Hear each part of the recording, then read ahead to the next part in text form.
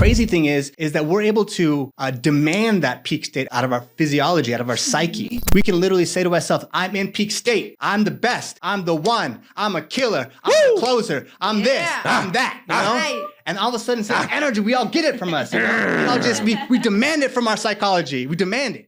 Obviously, money's not everything, but it is the best way to keep track of the score. Boom. Okay. We don't have to be the pro athlete. We don't have to be the multimillionaire. We don't have to be the billionaire for our clients to be able to come to us. We know the mind, right? Yeah. So whatever your skill set is your skill set. We're going to help you level that fucking skill set even more because we're going to strengthen your mindset. Even the most beautiful flower in the wrong environment will die. Yeah. So it doesn't matter if you have, all the good characteristics, the qualities, the traits, but if you're in the wrong environment, you're surrounding yourself with the wrong people, you start to become it. You adopt those habits. Time, our personal time is limited. Nothing's going to change that. So you're able to trade infinite resources, which is wealth, for finite resources, which is time.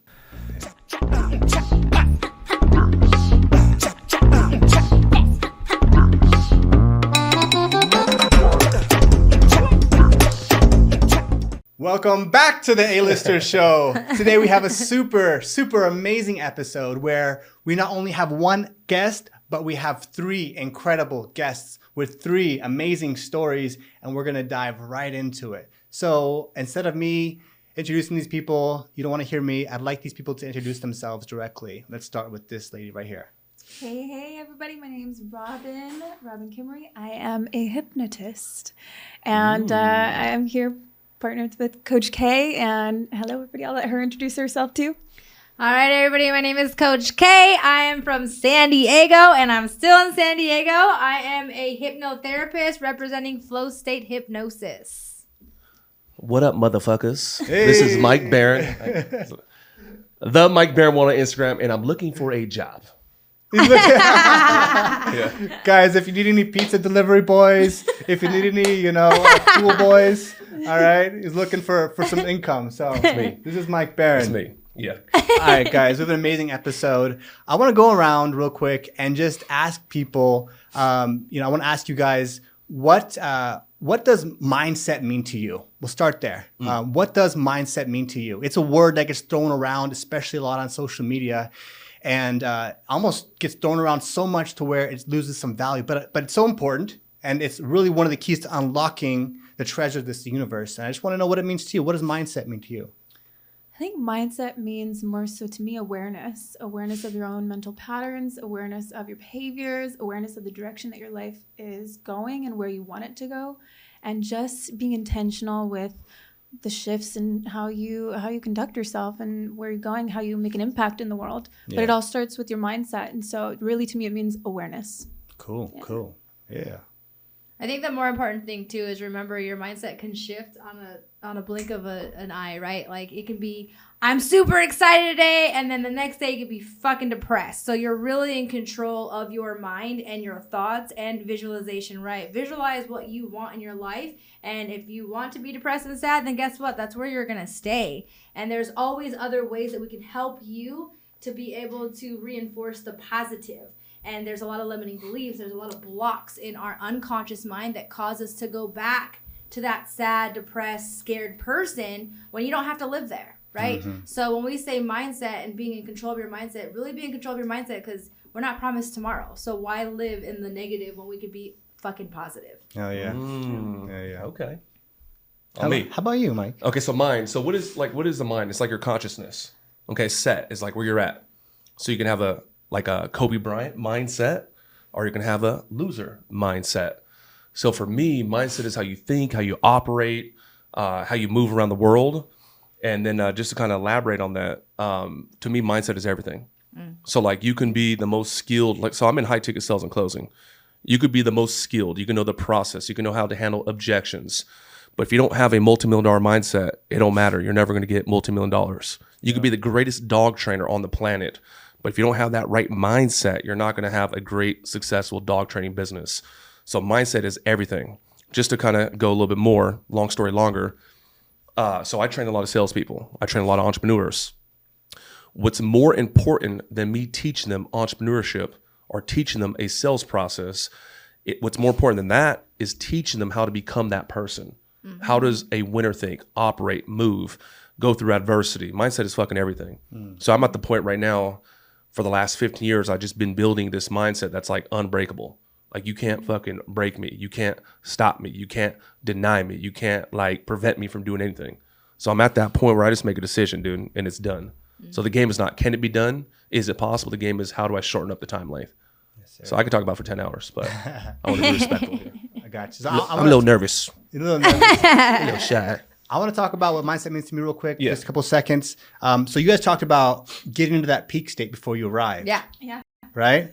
And so two things. One is mindset for me is like the operating system.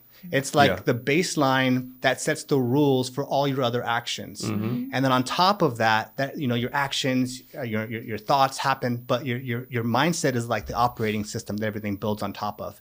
So if that's fucked up, everything's fucked up. And the other thing about that is like the peak state is a really like a good way for you to understand and conceptualize it. Because when you're in that peak state, you're hitting and you're on. And if you're not feeling good, if something's like bothering you, something's getting you down, well, all of a sudden, everything else that leads from that is going to have that downward spiral effect. Yep. Yeah. So, and the crazy thing is that we're able to demand that peak state out of our physiology, out of our psyche. We can literally say to ourselves, I'm in peak state. I'm the best. I'm the one. I'm a killer. I'm the closer. I'm this. I'm that. You know? Right. And all of a sudden, it's like energy. We all get it from us. You know? We all just we demand it from our psychology. We demand it. Yeah. And too often, it's like we don't demand that from ourselves for many different reasons, right? One, because maybe we're afraid of how we're going to come off, or we're afraid of intimidating other people.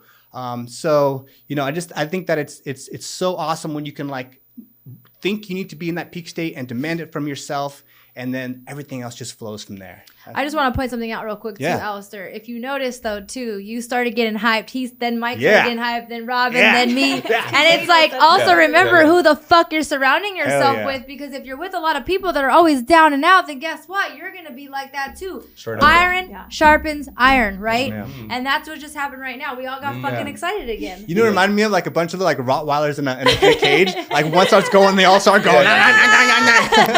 It's exactly that energy.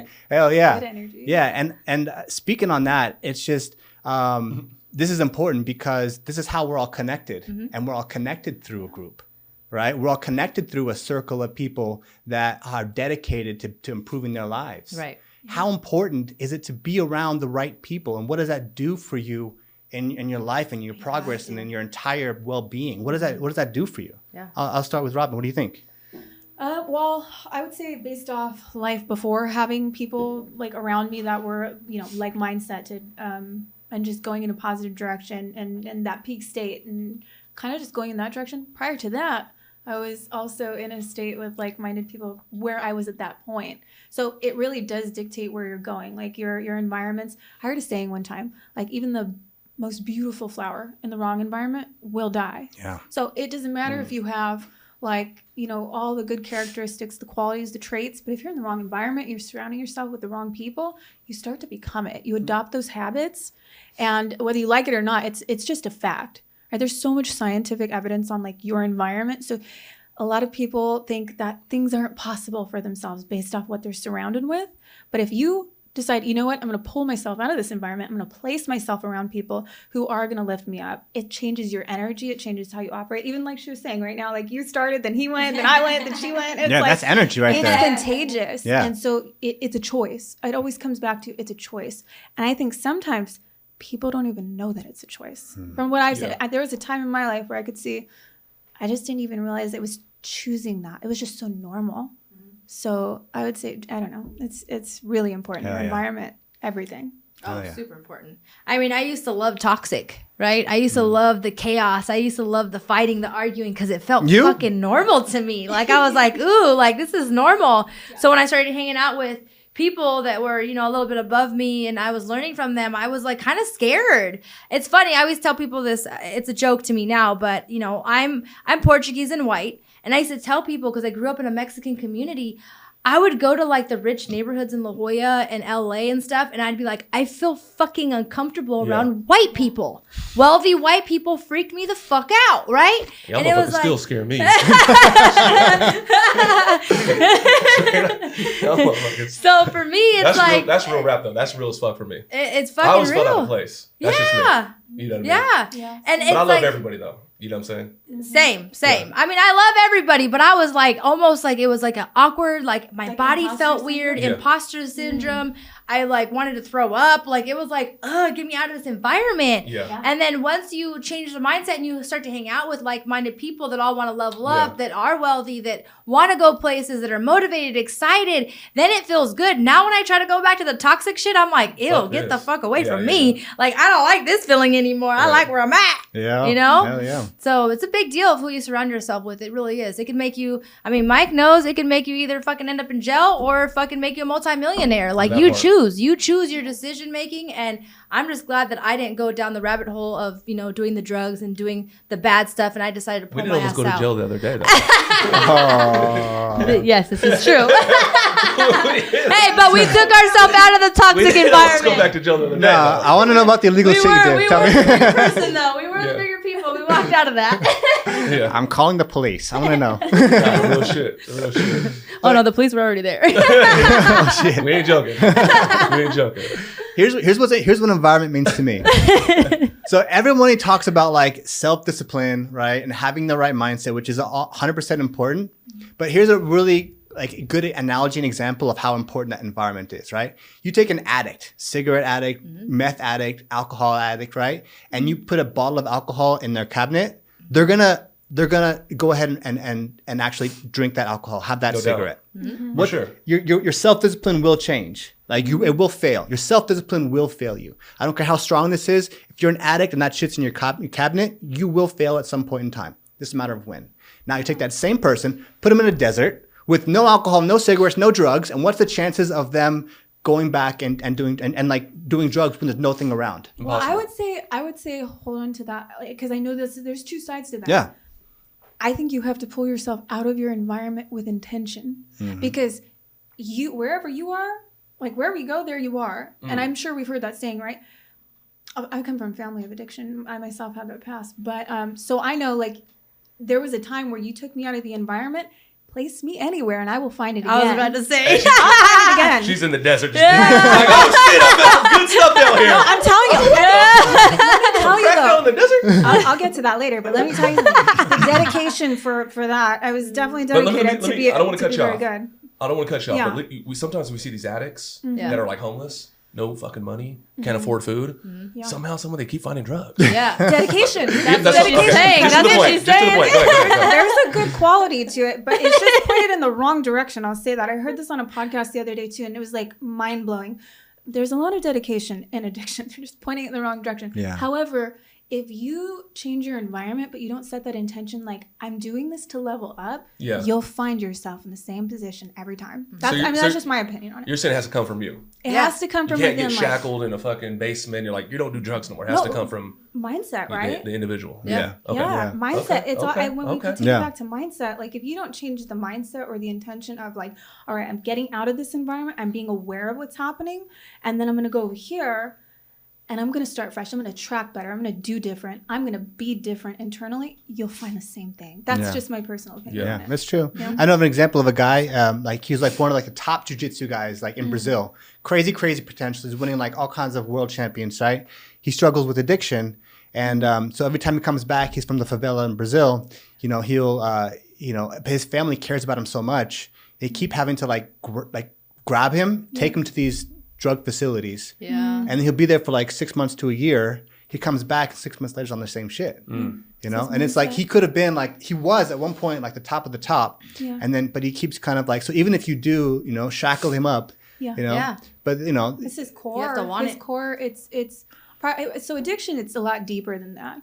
Like when we talk about addiction, I think that's why hypnosis. That's why I fell in love with it because it's like understanding our core behaviors, our coping mechanisms, and how, why, when, where did we get to the point where we needed to have that coping mechanism, that escape. Why? The biggest thing is the why. So for him, it's probably like you can get him sober, you can get him well, all this stuff. But until you deal with that core reason why he's doing it, he's gonna keep going back, keep going back, keep going back. So I think just to bring light to that, very important to understand like why is this person choosing to soothe that way? Yeah. You know? yeah, 100%. There's always a deeper reason. I want to get into hypnosis in a second. Yeah. But I want to. Too late. I already got you, bro. I want to share. I want to share my experience with hypnosis. Okay? So when I was like in 10th grade in high school, I went to the fair. Right. I knew you were gonna say Yeah, that I shit. know. That's why I told you. I know. They called me up on stage, right? And they hypnotized both me and my girlfriend at the time, and it was nuts. Like I'm like the biggest skeptic in everything possible. I'm like, I if I don't see it, or like even if I see it, I still don't believe it. Yeah. But somehow these motherfuckers brought me up on stage, and they like got me doing some weird shit, and they had like my girlfriend dancing to some weird shit, and it was a crazy experience to like see with my own eyes and experience. So what? let me add to that just real quick. Yeah. So my boy I grew up with, I ran into him at the fair, and I'm like, this ain't real. There ain't no fucking way this dude's acting like a dog. Other people are walking around like shaking. So I'm like, ain't no way. So I'm just in the crowd watching the shit. My boy walks up random. He went, with a different group, and he's up there and he's all fucking hypnotized and all that. I'm watching. I was like, what the hell? The girl I'm with at the time, I'm like, I know, bro. Like, I actually know, bro. Like, Yes. I know he's not part of the show. Yeah. He comes out, and I'm like, dude, what the hell? What, bro? What the fuck? Like, what is that? Is that real? He's like, it's real. I'm like, were you awake? He's like, I'm awake. You're conscious, but it's just like, you're just kind of just going along with it. Like you're just, Yeah. They know more than it's me. But wild. It was a trip. a wild for me. feeling. Do you think you could be hypnotized? If I want to, Yeah. but if I don't want to, no. Yeah, you have Yeah. to want it. Yeah. Yeah. But do you believe it? Do you believe it to the point where like somebody could control your psyche and make these suggestions to you? Do you believe that? If I came to a session, I was willing, Yeah. and I'm like, I'm dealing with A, B, and C. Like, I'm your student, I'm your customer, I'm your client, and I'm like, take me. And I like voluntarily went. Fuck yeah. But then if I went to it like, nah, this ain't fucking real, watch, and I just had a little desk there, it wouldn't work. Yeah. Not for me. Yeah, you have to be interested in it and want. My wife, for example, she is like likes to have control over her like 100%. Like she will never do drugs, doesn't drink, all that kind of stuff. So like the fact of like having somebody else have a little bit of any kind of suggestive control over her, she like would. It freaks her out. She would be very, very resistant to it. Gotcha. So some people like that would just be like, no way. Whereas other people like me, like I'm curious. I'm also open to change. I'm also like, interested. So I think it really All right, you heard him. Sign him up. Let's go. Here's the invoice. Let's do it. 50% off today only. Let's go.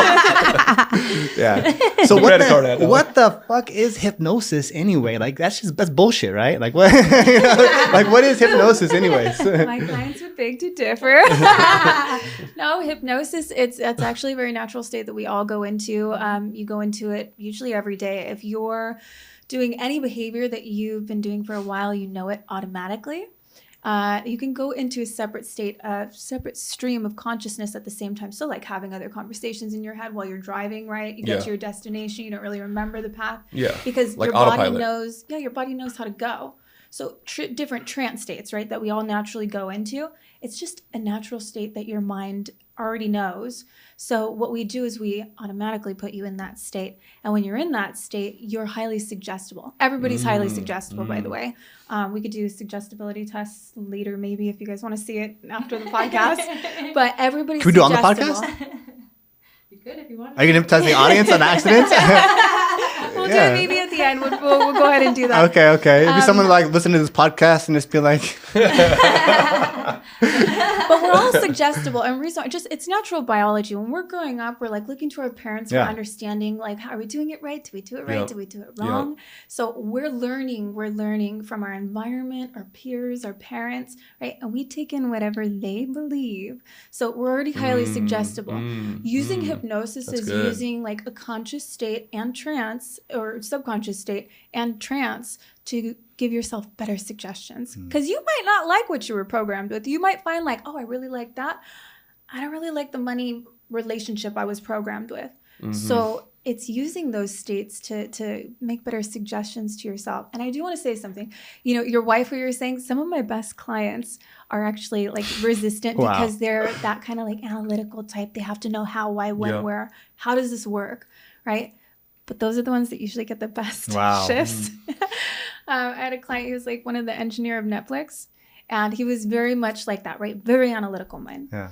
John Pena. There you go. Analyzes every damn thing. Because they have to understand, why does this work? How is this working? What am I doing? What's happening with my brain, my nervous system? Like, why? basically they want to know the science behind it. Yeah. Right? What's happening in my body? And there's a really famous hypnotist, Dave Ellman, who says all hypnosis is self-hypnosis. So then to bring it back to your point, I can't make you do what you don't want to do. I mean, I can start to suggest it maybe over time, but if you have that mindset like, no, you can't hypnotize me unless I want it. Yeah. Right? That's See? a really I know good what I'm talking mindset. So people who like don't want to be hypnoptized, I'm like, all right, no. So Come to me when you're ready. Yeah. And you know, like I have to ask, because some people are so familiar with that state that you talked about, where you're like, toxic, I love toxic, right? Some people, that's their familiar. So when you really get down to it and you ask them, do you really want to change? The answer right then and there is not yet, no. So right there, we're like, all right, come back when you're ready. Yeah. Right? Because they actually really don't want to yet. Now we can make suggestions and give them a little work to do. But yeah, Coach K. You know, their shit's different too. They're not like making people act like chickens on stage. Tell me Yeah. what you guys think. Yeah, they're like a peak performance, breakthrough barriers. People Yeah. have money, limiting beliefs, and they help crush those walls. Yeah. You know, those roofs. Yeah. Right. On all of our calls, I always tell people, look, I'm not here to make you quack like a duck or anything like that, right? That's not what we're here to do. That's not going to level you up. That's just going to make me fucking laugh, right? So what we actually do is when we tap into the unconscious mind and we put you in that state, you're literally just have your eyes closed and you're more relaxed. And the reason why we do it on Zoom for the most part is because, look, if I'm sitting across from, like, let's say Alistair and he didn't know me and I'm trying to put him under hypnosis, I wouldn't close my eyes in front of a fucking stranger. Are you kidding me? I'd be like, who's coming for me? The fuck, Yeah, right? yeah. But if you're Yeah. in the comfort of your own home and we're on a Zoom call and you're on your couch and you're laying back, the chances of you getting relaxed are way better. And you're going to get to that relaxed state because my voice is also very soothing. Hey, and you're in the hello. comfort of your home. And I'm going to put you under that state where you're super relaxed and you're going to want to communicate with things that you don't think about on a daily basis. We have people that go back into childhood traumas. And once we get them out of hypnosis, they're like, dude, the last time I thought about that, I couldn't even tell you. And it's because you're But relaxed. the thing is, though, you're the pro. Yeah. But that thing has been with them damn near their entire Their whole life, And they yeah. don't even know it. They don't even know that it. little fucking thing is why they don't do X or why they don't Yeah. have this relationship or why they're scared of chihuahuas or whatever. Exactly. Yeah. Exactly. Yeah, that shit crazy. And it's just that little thing, and that little thing that keeps. This is why a lot of people become addicts. Okay. To her point is that little thing that's stopping them just keeps developing over time. They don't know how to fucking deal with it. So, hey, I'm going to do drugs. I'm going to get drunk every single day because I don't know how to deal with this. I always tell people, you know, for all my shroom users out there, that's what hypnosis feels like. You're just on a high dose of shrooms. We're just not using drugs to get you there. Right? Okay, so let me say something. This is what I believe in. You heard me say this. I'm a bird. And I believe it's going to tie into what you guys do. So I believe a human being is made up of three things: a mind, a body, and a spirit. Okay, that's what I believe. So the mind is the computer. Okay, the baby's born, the baby's gathering data, experiencing stuff. My daughter, my 3-year-old, she wanted hot Cheetos. I was like, it's hot. She's like, I want it. I'm like, it's hot. It's going to burn your mouth. She's like, I want it. Did she start throwing a fit? Then she ate the hot Cheeto, burned her fucking mouth. Okay, now she don't want the hot Cheeto no more. She didn't experience that, right? Yeah. You know, and so I believe there's a mind, whether you're getting information from parents that say money doesn't grow on trees or rich people are greedy or that could never happen to us and it's not what you know, it's who you know. There is a mind that takes in data, whether it's good or bad. Yeah. And what the mind tries to do is like make sense of the world around you.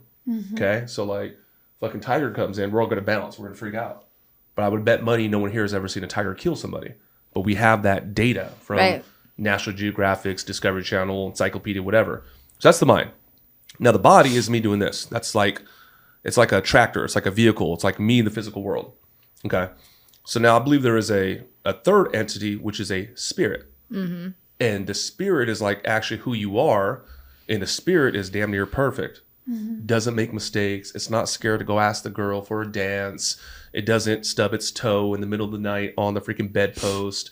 It doesn't have certain insecurities. So you're kind of jiving what I'm saying, where I'm leading towards. So what I believe is we are all born perfect. So you're born, you know, like my little 3-year-old. We go to the store. I want this. I want this. I want the toy. I want this. I want. And the parent says, nope, nope, nope, nope, nope. Can't have it. Can't afford it. Nope, nope, nope. Which goes into the mind. So by the time we're exiting, like, let's say high school, you have this perfect person that's been kicked, that's been beat up, that's been molested or worse. And the person starts to shrink. Right. So this is kind of what I'm getting towards now. I think we all have that spiritual thing inside of us, but we go through trauma and we go through fucking fucked up shit.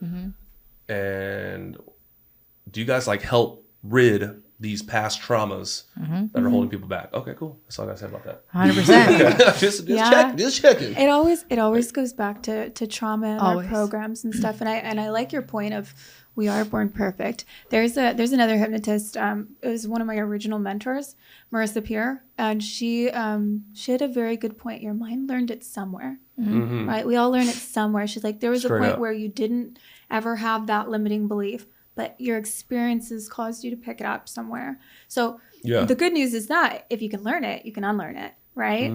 But no, originally I love that point. Yeah, we are all born perfect, and there is a part of us that knows that. So it's just our experiences and that data. Not only let's really like tie in on that. The data is stored within our body, our nervous system, right? So that autopilot, like when we need it, if there's any triggers in our surroundings or the situation that are familiar to that particular event that caused us to have that data, it's triggering like, oh, now I know how to respond. Response. But we might not think about it that way. Most people aren't even aware of that. They're just like operating day to day, grinding, doing this, that, the other. But it's those automatic responses. If you stop and look at them, you're like, wait, is that really good for me? Is that really helping me? Is that really in the direction I want to go? Is that a belief that I really like about myself or like to have? So our experiences have a lot to do with it. And that's why we do go back to sometimes, and trauma is different. Trauma is so different for different people. Like sometimes I think that word gets thrown around a lot too, right? Trauma can be very traumatic, like the situations we're thinking on, right? Or it can be like a little 7-year-old gets lost in a store and he can't find his mom. Like that could be like traumatic to a 7-year-old. It's going to be different for different people. But what happens is the data from that experience is still stored for future events. Yeah. And then we respond later in those future events automatically. Yeah. You know? Okay, that's so good. So I wonder if what you guys do, and correct me if I'm wrong, but when you get on a call with these people, is you help them to, we talked about getting in the peak state, right? And there's probably a state that where I can like let go of the day to day, and I can let go of the operating mind, and I can kind of get into that deeper mindset operating, the operating system, right? Which at that point, then I may be more willing and open to hear different things or explore different things. Because on the day to day, I'm like, okay, I got to-do lists. I got this, I got a schedule, I got this and that and that. And for a few minutes, I can sit down with someone like you, and I can start to examine the things that are a little bit deeper that I would never have the opportunity to do if I didn't speak with somebody that could guide me through the process. Is that kind of what you guys do? Yeah. Am I completely wrong? No. That's totally right. I guess, can I tie it in with a story? Please. To help. I think stories always stories. help people understand. Sure. So I had a client once, right? And she, amazing woman. But she was a business owner. So she finally got to a point in her business where she came to us. In fact, I think you sent her over. Anyways. Dragged her. Just kidding. Well, she was seeking something. She was finding something in her business that like she was hitting a block. Right. And that's kind of what we work with a lot, but we can get to that in a moment. She was hitting a block within her business, like financially, and patterns were showing up, patterns of like just deals not working out, not showing up properly, procrastination, different things. Self-sabotage. Well, yeah. So we put her in a subconscious state through trance state. And her subconscious mind, like there's always a reason why the mind's doing what it's doing, right? And that's like cause and effect, right? There's a deeper reason why our reality is our reality. So we tapped in, and in a moment we asked her subconscious mind, is there a reason why you're causing this pattern over and over again? Because it was repetitive, right? So to me, we asked her subconscious mind. You heard that? Did you hear the way y'all missed that? Did you catch the way her tone changed? And like when she said it, I was like, "Ching!" I was like, "Whoa, she's like, talking." I seen her float up an inch. I'm just saying. Yeah, she hit that other like tonality that made me like, "Whoa, dude, damn!" Because we're asking a deeper part of you. It's gracious. the part of you that's not going to lie. The part of you that knows the truth. So we do know when somebody's in like a conscious state, they're like, well, it was because this and that and the other. Yeah. When you're in a subconscious state and we're speaking to that part, it's this voice of truth that's very solid. Sometimes the voice changes too. The voice changes too. Damn. So what this woman ended up saying, and it every time it happens, it's like, I know there's a deeper reason. It just never stops blowing my mind though why people do what they do. And she was taking care of her family. She was taking care of her dad. Her dad never really gave her much appreciation. He was always giving it to the son, yet she was paying his bills. He even asked her at some point, hey, if I die, will you pay my wife's mortgage? So she's not getting any appreciation. She's paying everybody's stuff. Her best friend was using her and working for her. So her best friend, I think she fired her. And the best friend went to sue her, right? So when I asked her subconscious mind, is there a reason why you're doing this? She goes, I kind of just want to go broke. She's like, I want to go broke and see who's still there for me. She's like, I want to lose it all because if I go broke, nobody can use me and then I'll know who's really there for me. Right? So do you see how it's not just as simple as, oh, I'm having money problems. I'm having, oh my God, this thing happened in my business. Oh no, you are the cause of it. Your energy, what you're creating, your reality, who you're choosing to be in your business. Yeah. It's the cause of it. And there's a deeper reason. So I asked her one question further than that. And I was like, what does your subconscious mind really want you to know? I'll never forget this one. And she's like, I already know who's using me. I don't need to burn my business down to know that. God. So can we let go of it? Yeah. Yes. Ooh, And wee. now she's on a trajectory upward. Yeah. And it's crazy, like, And that woman grew up to be Oprah Winfrey.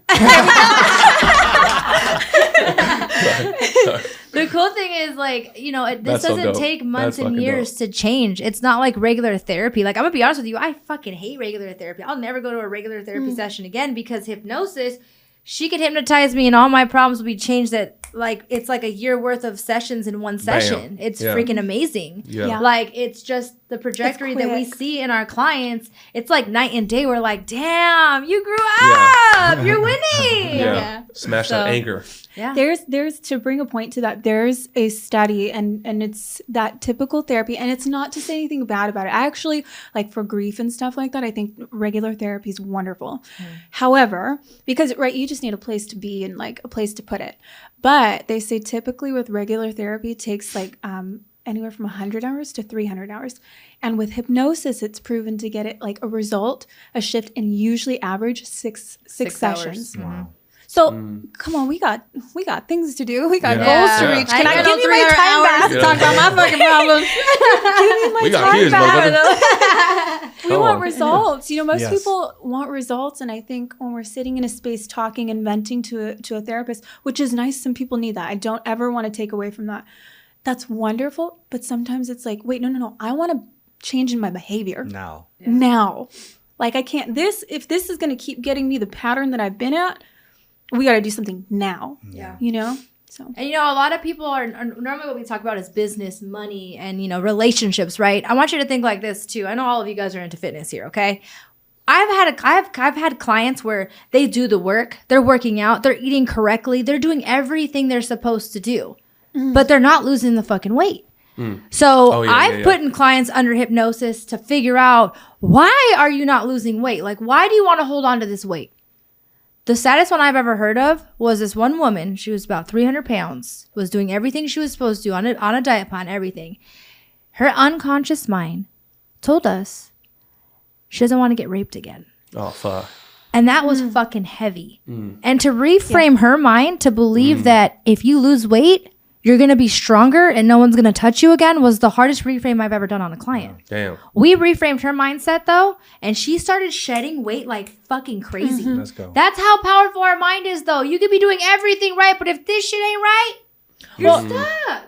She's so right too, and you got to think your subconscious mind controls your autonomic nervous system, which means it controls your body temperature, your heart beating, blood, just so many automatic functions. You don't have to tell your heart to beat blood into right, and or your lungs Your to cells breathe. to grow, whatever. Yeah. So there is a part of it where she's absolutely right. It's like the body. You'll have people who are doing everything to make a change.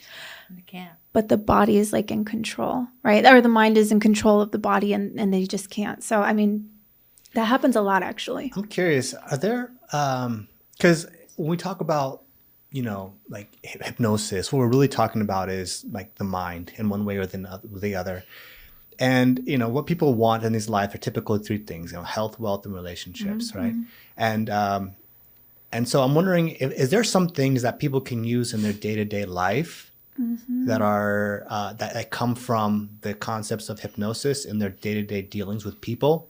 something that, that actionable that maybe I can use, on a day-to-day basis? Any tips? Yeah, I would say, and this is for everybody out there, this is probably one of the easiest ones. Easy induction. You can do an induction on yourself. Remember, all hypnosis is self-hypnosis. What is induction? So induction means when you kind of drop down into that state where you can access your subconscious mind and give yourself, it's where you're highly suggestible. Gotcha. So inductions, like when you see the countdown or like the elevator 10 to 1, right?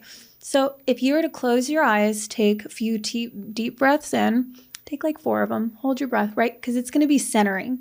We used to have a mentor who would talk about anxiety and they'd say, hold your breath. If you ever have anxiety, hold your breath because your mind is going to focus more on the fact that you can't breathe than whatever else is going on and breathe out and do it again and again. So simple induction you can do is you can do the elevator, right? Close your eyes, get in a state where you visualize the elevator. Brush past that. Like that. That was a fucking bar. I was thinking of jujitsu when I'm getting choked out. Like I can't think. I have no anxiety. You know what I'm saying? You have no anxiety. If you have an anxiety, you can simply just hold your breath.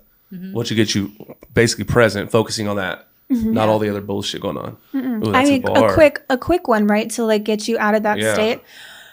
So thank you. It was a good trick I learned too to help me with my anxiety. But hold your breath. Who can hold the breath the longest? And then breathe out slow. How strong is your mind? Ooh, I'm gonna die today. But what you can do on a daily basis, like, I mean, you can do a quick induction. You can count 5 to 1 with your eyes closed and you're breathing down into that, right? But every time you see the number, see yourself in the curve of the number because it's going to take your pattern of focus down. Watch, I'm hypnotize myself. Right? She's like you'll see yourself go down. Bro. But also have an intention, right? So like if you're like I had a guy, perfect example. I had a guy who'd get very frustrated on cleaning his house. Like he was trying to get his house all done up. He's like, I get so mad when I clean the car, right? I'm like, okay, so try this technique. So he did the 5 to 1. And then his suggestion in that state, very, very much in that like calm state was for the next 10 minutes, I'm going to work on my car with an amazing attitude. I'm going to feel good doing it for the next 10 minutes. I'll work on my car and it's going to be great. And for the next 10 minutes, that's not a big deal, right? 10 minutes. Now, you can stretch that over time. So whatever it is that you need to suggest to yourself in your business, hold your breath, breathe down 5 to 1. You can do an elevator if you want, but go in that state and give yourself a suggestion. You're already receiving suggestions from the media, the news, like your surroundings, fear-mongering. Oh my God. Give yourself better suggestions. It's so important. You are in control of your mind. Watch the news. No, neither do I. But I watch people like family members, right, who will send me stuff. Did you see this? Did you see this? Uncertainty, and they're doubt. constantly freaked out. I'm like, it just feeds. I can't even. I'm like, oh no. Yeah, don't fuck the news. Yeah. No. I want to touch on that because I kind of only recently have I understood this, and since I've met you and worked with you and stuff, then this concept of personal development. Yeah. So I thought it was like some hokey pokey, like read some self-help books. It kind of is, but with the exception, it's just okay. What does it mean? So if I put some kind of nonfiction book on that has some kind of positive message or positive effect, and instead of walking and without a headphones, I now walk with my headphones and I'm listening to something that feeds my mind positivity. I go for like a 30-minute walk, whatever. When I come back, I feel better. I feel like I'm ready to conquer the day. Feel. Go ahead, keep talking. We're gonna talk about that after. Yeah, no, it's just that like, how do you feel when you're like scrolling through this political bullshit on social media? Like, oh, this and that and this, right? Yeah. But like I get to choose what is coming into my earlobes and affecting my mind state. And if I know that when I listen to this audiobook or if I listen to this podcast, I'm going to feel fired up and ready to be more productive, then I'm activating myself. And I've learned how to activate myself through what I now know is called personal development. Yeah, programmed yourself. What? You see that? You've programmed yourself. What? That's I didn't have that before, but now I know all I have to do is put on something that feeds my mind in a positive way instead of something that feeds my mind in a negative way, but it has to be a conscious decision. I have to put the headphones on. I have to push play on the right information. Right. Absolutely. You know? Now, I think a big point to this for everybody watching too is repetition. Okay, let's get into a little. I'm gonna nerd out real quick. The science behind this, right? You all learned this when you were in middle school, right? what is it? Neurons that fire together, wire together. Does anybody remember that? Yeah. Okay. It's simply, if you're going down a track of negativity over and over again, those neural pathways are deeper. So your brain's gonna be like, oh, I know which way to go. I'm gonna go that way. Now you're saying, I go on a walk and I put good things into my mind. And how many times have you done that? It's repetitive, right? So if you do that, your mind starts to say, oh, I'm going to go that way. Those neural pathways get deeper and deeper. And it's so natural for you to go that way now. Yeah. You make that your natural disposition by doing it, consciously choosing, right? I'm going to choose to go that way. And that's how you get a shift in yourself. So I think a lot of people will be like, I'm crazy, I'm lazy, I procrastinate, this, that. And sometimes what I find is I was like, there's nothing really wrong with you. It's just the fact that you've been doing this repetitively. Your mind thinks you should be doing it. So you got to consciously choose to go another direction and do it repeated until it becomes you, you know? Yes. So the feeling that you said, you're practicing that feeling over and over again as you go on that walk and you listen again and listen to good things and take the bad out. You're feeling into that. And feeling's so important because you don't have to wait to get the thing to feel it. You can, right, consciously in our recording or in our recordings and stuff like that, we make people feel all kinds of things like there without the thing that they want. They're feeling it in the now. Yeah. I feel something right now. Shit. Yeah. I haven't felt this calm in a minute, dog. You know I'll be on some crack. You know I'll be cracked the fuck out, man. It's like muscle memory, but for your mind, right? Yeah. Yes. So it's like if you're gotta a work out your basketball mind. player, jiu-jitsu, martial arts, whatever it is, you throw a jab 1,000 Riding times. a bike. Riding a bike, anything You know, simple. Yeah. And so what happens is that the same things that teach you exactly, now I can shoot a basketball 3-pointer without thinking about it. That same thing, now I can create a business. Now I can go and I can access that flow state. Now I can access that positivity, and I know how to because I've done it so many times. Yeah. But if I'm not used to those pathways aren't really as strong, then it's harder to access that, harder to drop into that state. Probably the same with accessing that subconscious mind too. Right. Yeah. If you're not used to accessing it, well, then the first few times are harder to get into. But if you're used to it, well, I know exactly like the recipe that I need to follow to like snap it in the subconscious mind, which is more susceptible to suggestion. Yeah. And now I am in control of my subconscious and in my state. Yeah. Beautiful. Absolutely. So the big change I went through. So in my 20s, I was paycheck to paycheck my entire 20s. And I talk about how I paid rent late 6 months straight. Broke, bad luck. They called me the Black Cloud. Buy a new car, someone broke into it. Buy a new stereo, it got jacked. Put my trust in a roommate, stole our shit. Like that was my 20s. So it's not really hypnosis, but I tapped into that like subconscious mind. So what I did as I exited my 20s and went into my 30s, I just listened to personal development all fucking day. I still do. So I would go to sleep to fucking headphones, Tony Robbins, Grant Cardone, whoever the hell. You're beautiful, you're smart, you attract money. I would just take fucking showers and pump my Bluetooth. I turned my car into a university. And most of the time, I'm not like sitting there intently just listening. I just surrounded my whole fucking environment and my whole fucking psyche with just positivity, everything that I wanted. And that just went on for years and years and years. I would put my money against anybody that I was doing more audio tapes and personal development than anybody in the West Coast. It's impossible. Like it was basically playing 24 hours a day. It's so good. It just nonstop. So good. So what happened for me, I started shifting. I started reprogramming. I can do it. How are you doing, Mike? Great morning. There was no limitation. I'm going to do this. I'm going to do this. I'm going to do this. So that was the big shift that happened to me. So I believe for me, whether it's hypnosis or breaking limiting beliefs, for me, the guaranteed way to success is development. Granted, it's the right data, Yeah. that's the guaranteed way. But on the flip side, to me, the fastest way is your environment proximity. Right. I don't want to go read a book from a billionaire for the next 2 weeks. I want to go find a way to hang out with that dude or that woman for the next 2 weeks. How does he think? How does he operate? How does he eat breakfast? How does he treat his spouse? How does he fucking buy shit at the grocery store? Whatever. But I know there's like some overlap, kind of like Right. what I'm talking about and what you guys do. I feel like you guys do that at a little more technical level. Yeah. You know, 100%. but that's what happened to me. So not a lot of people are as strong-minded to be able to go through what you went through. Yeah. It took you time to develop that muscle on your own. That shit It's like took going to forever. the gym and not knowing how to fucking work out and you just go for it. There's a lot of people Right. that do it, but then we're basically your personal trainer I was that's gonna going to say get you that. there I was gonna say faster, that. right? Yeah. We're going to get you there so much faster so you don't have to go through the struggles of reframing your own mindset by yourself. Mm. We're there to build your muscle a lot faster Mm-hmm. so that we get you on the right path to continue personal development. Because look, once you go through our sessions, that doesn't mean you're done. No, hell no. No way. You better go find the next mentor. You better go level up. You better That's keep right. reading those books. You better That's right. get on those audiobooks Hell yeah. because there is never a stop. There's Yeah. always go, go, go, go, go. That part. I Yeah. think I'm thinking of a particular client as you're talking about that.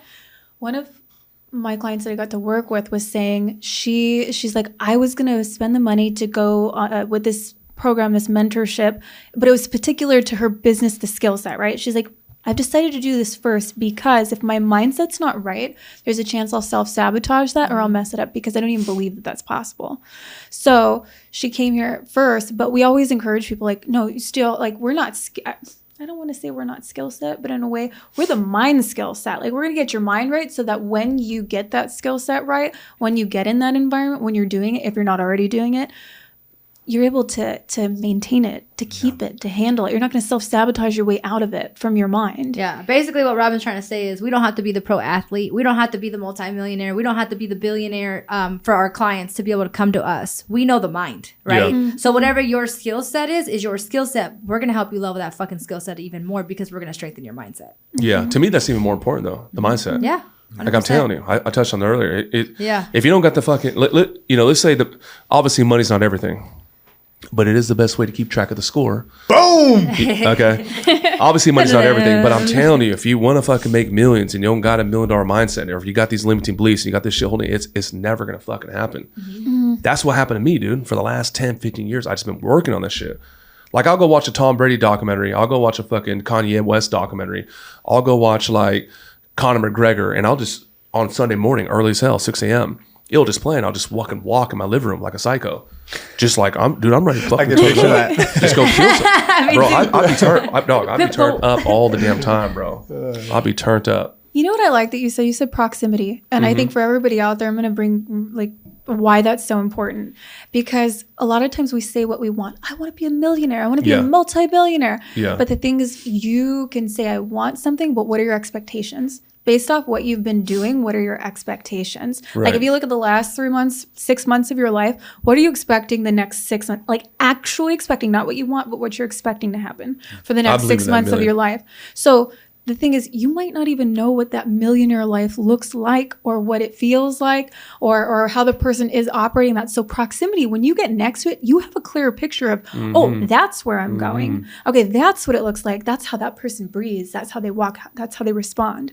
So proximity is huge because it's also programming your mind to know where you're going. Yeah. You know? Yeah, I got something on that. Okay, so you know Lifetime right here in La Jolla? The gym? Yeah, you know Lifetime? It's like the San Diego Equinox. You know what I mean? Okay. It's $300 for a membership. Okay. Okay, which is higher echelon, right? But it's nicer gym. It's nice as hell.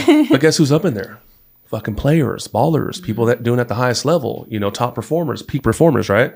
So I've been going there for about 2 weeks now. I'm like the token rapper. Who let the little motherfucking rapper in? I'm like, I'm 2 Chainz, ho. Anyway, so why to go there, bro? To get in the environment. To go see, dude, I go see cats there that are double, like I see like 65-year-old cats, guy, gal. I see dudes shredded, 65 years old. And, you know, he's in the locker room getting dressed, putting on his freaking suit. I'm like, damn, that's what the next stage looks like. I see women there, 6 years old that just look amazing. Like fucking 20-year-old freaking athletes. It's like insane. So that's why I go there, to get in that environment, to get inspired, dude. Yeah. You know, I don't want to switch on what we're talking about, but I feel like it's going to apply to what we're talking about. So I've been driving Lamborghinis for about 5 years, almost 6 years. Before I had a Lamborghini, I would take my wife and at the time my one daughter, and we would do a lap. I called it a lap. We would go to La Jolla every other day after work, and I would just go fucking lap and visualize. And I'd look in the, you know, Mount Soledad, and my wife thought I was fucking crazy. I'd say, damn, I can't believe it. Like, we're going to live in that house. Well, I can't believe that's our house right there. And you know, she thought I was crazy. I would stop by on O'Gara, Lamborghini of La Jolla, and I would get out and I'd go up to the fucking window and I would just start picking out my car. This is like this is like 10 years ago type shit, because I've been rocking for 6 years, and I would do that. And when I say do that, I would do that every other night. Okay, so hold that for a second. So we lived in this little shitty apartment in North Park, and a level up for me was the Promenade, which is at the time 3,200. This is like 2016, 2017. I used to take the long way home while I'm doing my lap, stop by the Promenade. I live in Del Mar now. Before I moved to Del Mar, we would fucking do laps there. So like pretty much everything I've gotten, I've seen it first in my mind. So now, shit, we must have bought 7, 8 supercars at this point. Let's go. To this very day, bro, I get out and I'll go to La Jolla and I'll stare in the damn window. And the reason why I do that, I'm like, okay, these actions is kind of like what got that result.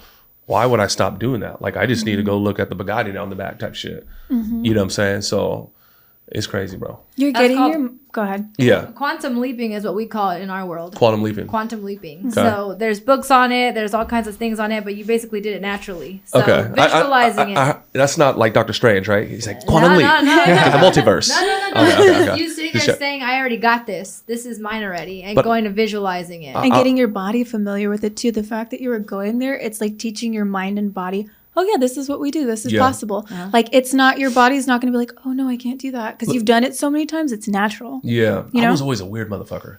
So I remember being corporate 25 years old. Like, aren't we Does, all? yeah. You're in a room full of them. Good.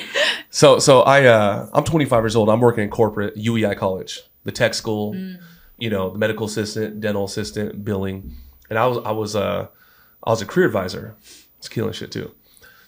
I remember the CEO came into town, Fardad, and he would come like once a quarter to address the campus. He's in Irvine. There's 18 campuses all across the nation, and I remember he'd be in town. And I would be out in the fucking parking lot just waiting to see how he pulled up, seeing how he addressed the campus president, seeing how he walked down the stairs. I remember every time I went to the bathroom, I'd make an excuse to go to the bathroom. And I'd go to the next stall. because I was stuck. I'm telling you, real, this motherfucker's like, man, every time I come up in here, bro. Every time. You know what I'm saying? I'm like, man, don't flatter yourself, bro. I like women. Stop playing. But, dog, I was trying to get in that environment. I just wanted to see. Just being 25 years old, broke as shit. I'm like, how does this motherfucker think, move, and operate? Because I know I can whoop his ass. So I just need to get there. You know what's crazy? Your mind's fascinating to me just because we're going to get to like observe the mind all day. But to me, it's like, okay, what made you do that versus most people? They might have a limiting belief.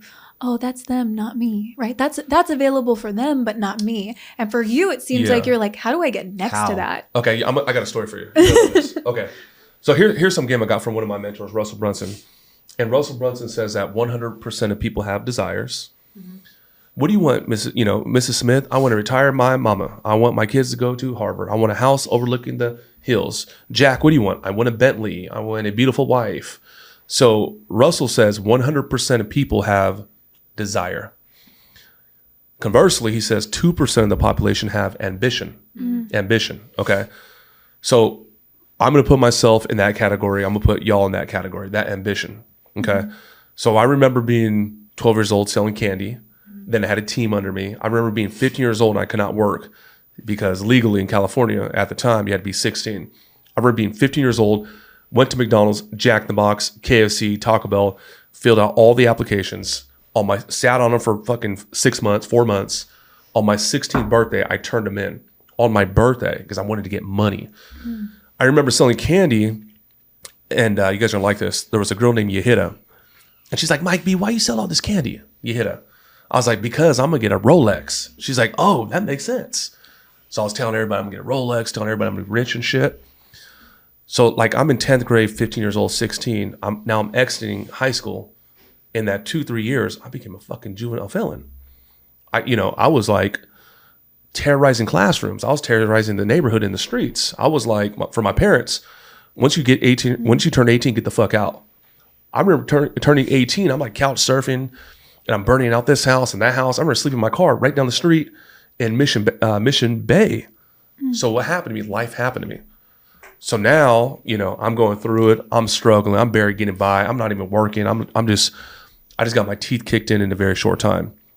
So I feel like we all have it, but you go through life and life happens and you get realistic. So you fast forward, I was like 25, 26. I ran into Yehida at a little small party. Yo, Mike B, what's up? Yehida, what? What are you doing, girl? Damn, you look good. What's going on? She's like, hey, question. Did you ever get that Rolex? She should just karate chop me in the throat because that would have been easier. I hit, like, it fucking destroyed. She had no idea. She just, hey, old friend, did you ever get that Rolex? It shattered me. Like, I was like avoiding her for the rest of the night. Dude, I'm done. But what it did, it woke me up because I forgot as a 10-year-old, as an 11-year-old, as a 12. I used to ask my stepdad, how come we're not rich? He's like, we are rich. I'm Richie. I'm like, man, you're lame. That's his name. I remember being a young little boy and I was like, we're going to have Ferraris and Lamborghinis and we're going to fucking rock out. Life happened to me. I literally almost forgot who I was. Yeah. I just, okay, fine. This is it. This is what life is. This is fate. Okay, cool. Let's just go through the motions. That gal woke my ass up and I got back on the fucking horse. And that was like a turning point for me. Hey, motherfuckers get that Rolex now. You know what I'm saying? Let's go. Yeah. So, Amazing. where does that come from? Somebody I just woke feel you like I up. always had that innate, just get after it, go get it, go kill it, go crush it. Just like I play football. I was like, I got to fucking kill everybody. I was in the streets. I was like, I got to whoop everybody's ass. Yeah. I was like, okay, I do funnels. I got to be like, I've been a fucking cuckoo forever. You know what's funny? So there was a podcast time, with bro? Layla. Yeah. I'm trying to make sure. Yeah, thank you. He tried to kick me out. He tried to kick me out. I'm just saying, but He tried to kick me out. There was recently, bro. just to bring attention to that, there was recently a podcast with, I think it was Layla, Hermosi, and Ed Yeah. Milet. Yeah. Did you guys see that? no, I don't know. Okay, so she was saying something. She mentioned her story with drugs, and it Oh, I hit me didn't know because that. that was mine as well, and sounds like a bit, maybe possibly fell into some stuff too. But she's like, the one thing I can say is people are dedicated to that. Like drug addicts are dedicated, Yeah. right? We kind of touched Yeah. on it in the beginning. She like the gym. She's like, I don't miss a day. You're right. You're dedicated. And Crackhead doesn't wake for up me, and say they're not going to get cracked today. She's like, I'm doing 2 Crackhead days. finds a way. I always think about that too. I'm like, you know what? I actually was really good at what I did. Even then, I was always good. I was put my all into it. Like even with that, I was always I hate to say this, I was always the last person standing. We'll say that, right? So with that being said, she kind of said it in a way that shifted my mindset too. She's like, they're just placing their focus of attention in the wrong direction. You have this thing, this obsessive compulsive thing Yeah. of like, All day. I'm going to go get it. All day. Let's shift that into a direction Yeah. because that's not the worst quality to have. So Yeah. it sounds like you always had it with the candy, with obsessive. different things. So I'd imagine Obsessive. y'all have that same Oh yeah, OCD and obsessive. I'm fucked.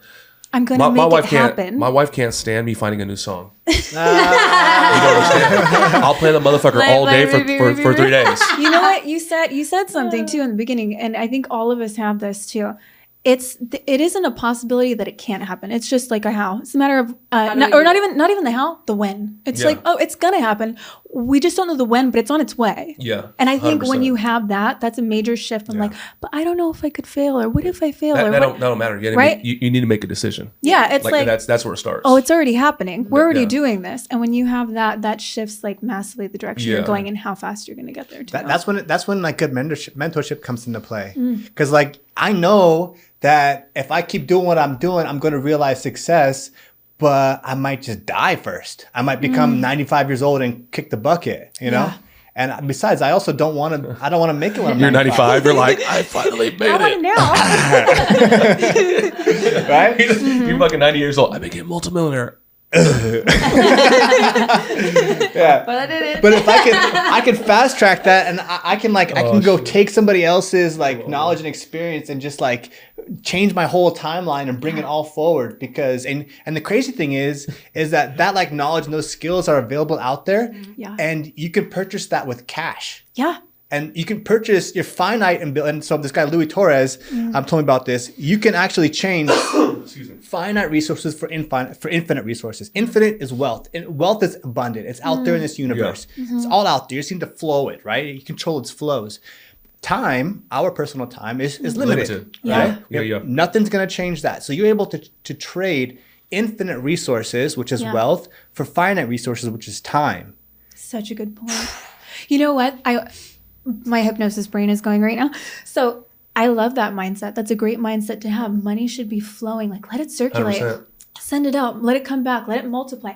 But I will say this, for the people who maybe didn't have that, like, that good relationship bestowed upon them when they were growing up, right? Like maybe mom, like you said, mom or dad said, money doesn't grow on trees, or we don't have money for that, right? Not enough.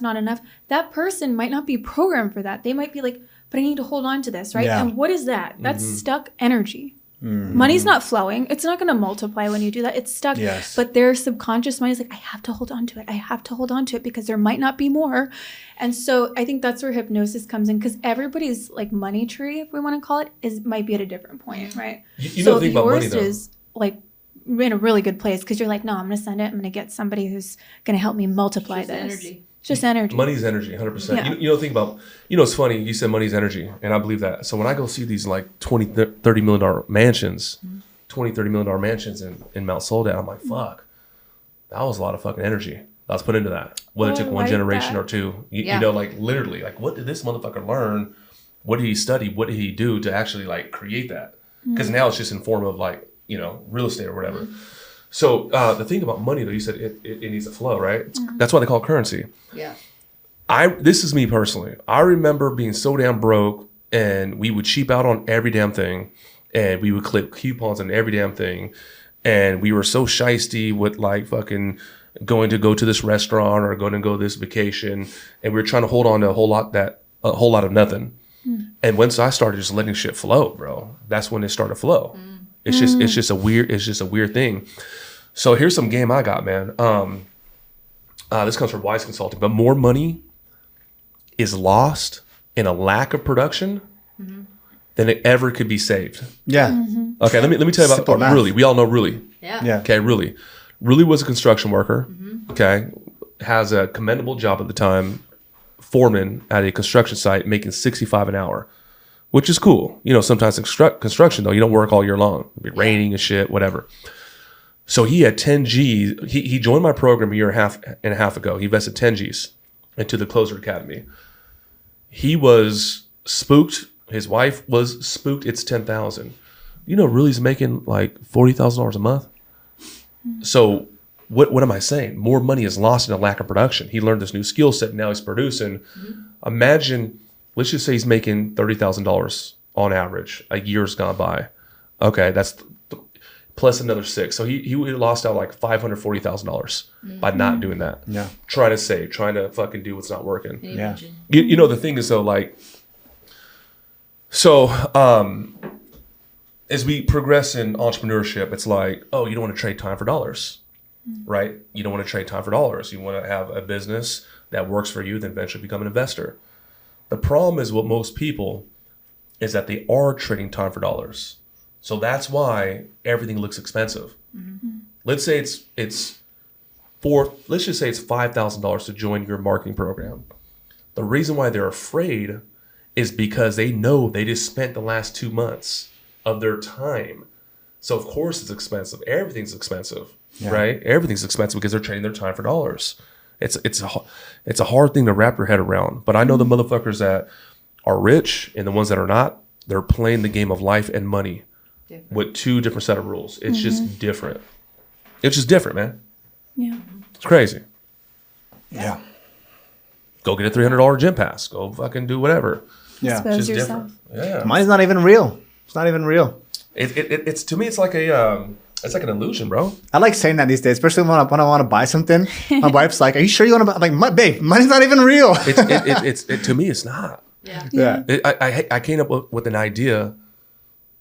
August 2020, I was like, boom, light bulb. It's called the Closer Academy. We made like $40 million from that little thought I had before brushing my teeth. I was like, ooh, I got it. Isn't that Yeah. crazy? But From that.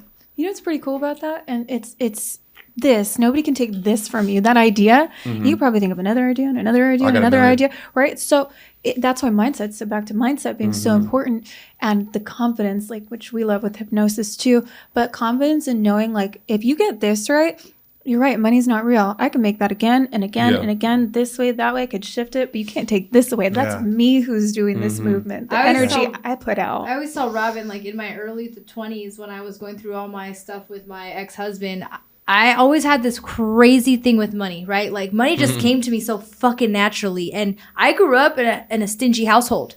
Like my dad was just like what you were saying, the coupons, we don't have it. And I'm like, what the fuck you mean I only get one pair of shoes a year? Like, that's crazy, right? That was and me. It was like Payless shoes. It wasn't even no Vans or nothing, Dude, right? that was fucking me. So for me, I hated how cheap he was. Like, it drove me crazy because I was like, dude, like, we would go out to Mexican restaurants and we'd all have to share the fucking plate, right? That was our cool night out. Now, I was telling Robin, I'm like, dude, there was times in my life where legit, I didn't know how I was going to pay my rent. It would be 4 days before rent was due. And I'd be like, it's fine. It's going to come. Boom. And it always fucking did. Whether it was me, like, hustling, doing something, fixing someone's credit, doing whatever I used to know my skill set, I was never worried, though. And, like, my dad would come over and be like, what do you mean you don't have money to pay your rent? And I'd be like, it's not a big deal. I'll probably have it by tomorrow. And he's like, what the fuck? Yeah. What the fuck you doing? You know what? You know what is so crazy about that though? She's not stuck in worry. She's not stuck in, lack. She knows it's possible. So she's open to the possibilities. Yeah. And that's a huge point too. Of like, you don't believe it's possible. The subconscious mind will block out certain things for you that are right in front of you that could solve your problems. But because you don't believe it's possible, you won't even see it. Yeah. And so for her, because she has that mindset like, oh, it's possible. It's more than possible. In fact, it's going to happen. It does happen. And it's happened so many times that I'm like, okay, like I'm not worried. Now, doesn't mean to sit on your ass and wait for fucking money to come because that ain't it, right? Like I'm like, hell yeah! That ain't it. I ain't there yet. I'm saying though, like once you start to learn how to move right and do things and always hustling and working, you always know like it's gonna come from somewhere. Money is not something that you chase. No, it's something you attract. Exactly. I didn't want to tell y'all motherfuckers how much got deposited in my account this morning. You gonna tell him? Hey, real quick, I want to. Drum roll. Hang on, I want to go back to something I'm just really curious about. I don't know if I'll get the chance to ask you again, so I'm gonna ask you here. I went to Vegas, right? I'm not gonna be able to ask. We did like over 100,000, bro, in like the last 72 hours. Woo! Yeah. And I'm out here Let's get it. I'm out here in Vegas turning up. Let's get it. Wasn't your whole week, 7 days? It was 250K though, wasn't it? Yep. Yeah. Yeah. Wow. Yeah. Wow. Real G right here. Okay, so back in August of 2020, when you're about to brush your teeth, you woke up, and you had this idea to start the Closer Academy. I'm just curious if you could take me back to that moment. Do you remember what it felt like to come up with that idea? Was it one of those ideas where you're like, holy fuck, drop everything, scream? Or was it like kind of like festering and like, let me try this out? What was it like? Yeah. Okay. So let me tell you the whole story. Okay. We good? How much time we got? What time we got? We got 11:30. Okay, fuck. We're gonna rock this out. Let's go. Okay, so let me tell you the whole story. We were talking about mentorship, right? So I already had an ad agency that was doing over $250,000. So I worked with over 1,300 trainers and gym owners. So I was already doing $250,000 a month. You've seen some of the statements. Yes. So I had a mentor, and he was telling me, he was like, yo, Mike, you're not like really that good at ads. You're not gonna be like Billie Jean. You're not gonna be like the best funnel builder. You're not Russell. You're not that good at marketing. You're not Kevin David or Dan Henry. And I'm like, what the fuck? Like, what's up with this cat? You know what I mean?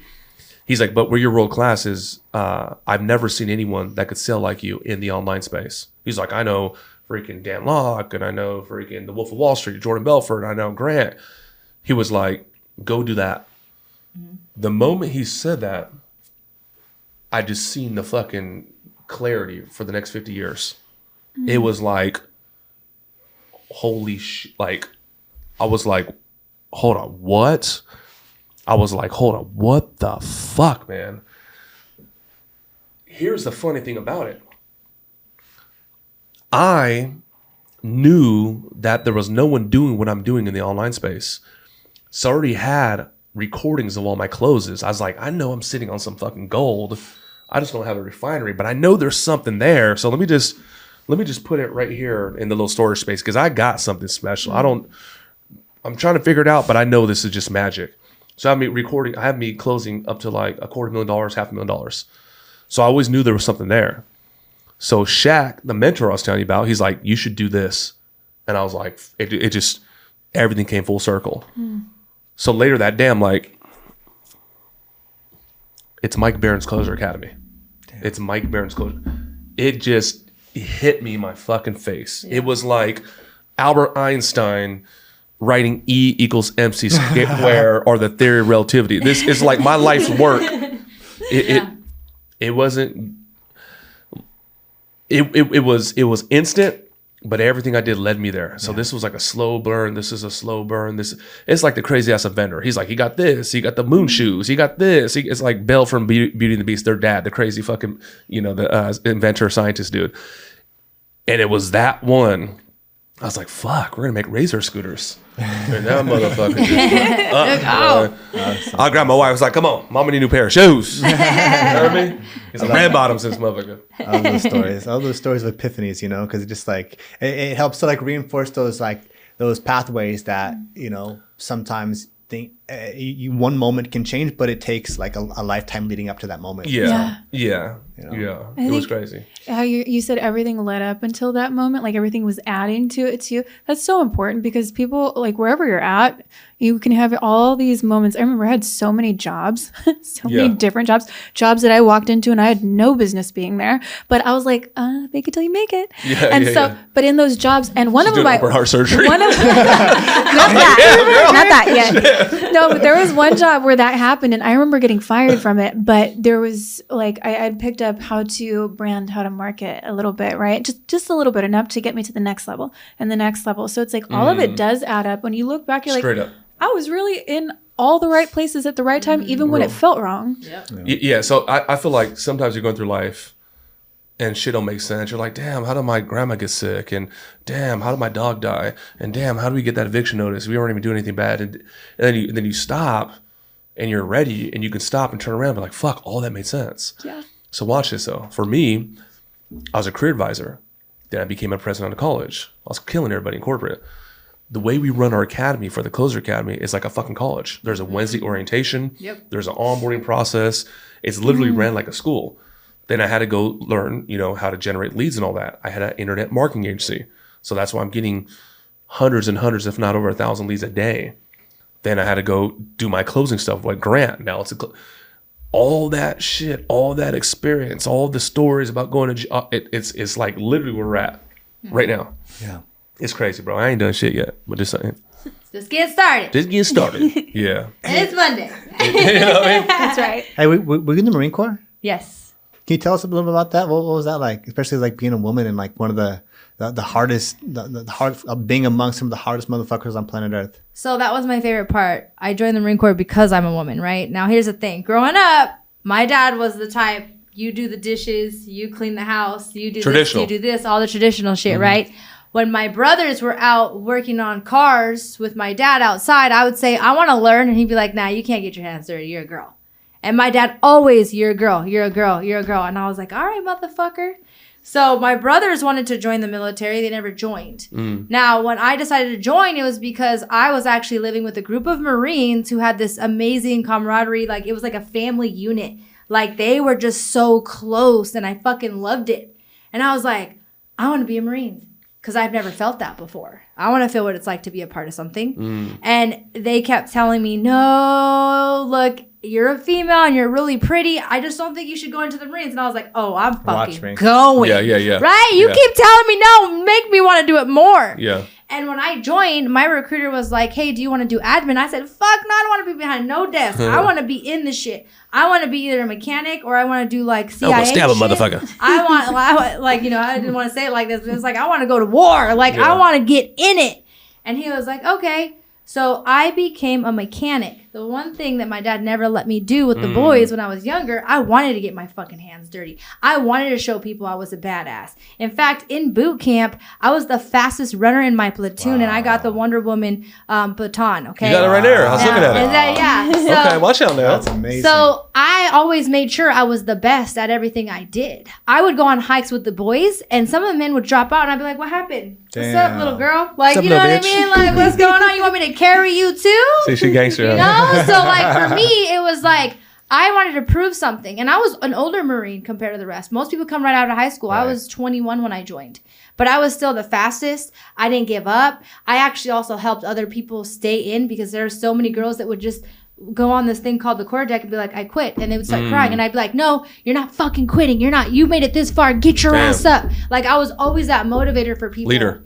Always led people and said, you're not fucking quitting. You're going to make it through with me. Right.